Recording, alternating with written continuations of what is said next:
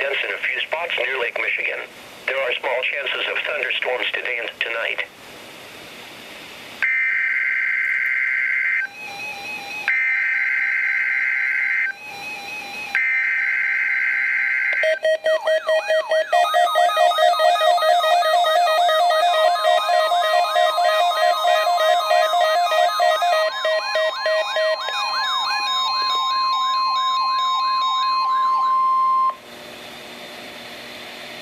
This is a weekly test of the NOAA Weather Radio Warning Device.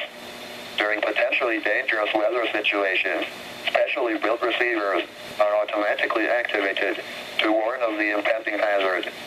Tests of these receivers normally are conducted by the National Weather Service every Wednesday around noon. When there is a threat of or existing severe weather in the area on Wednesday, the test is postponed until the next good weather day.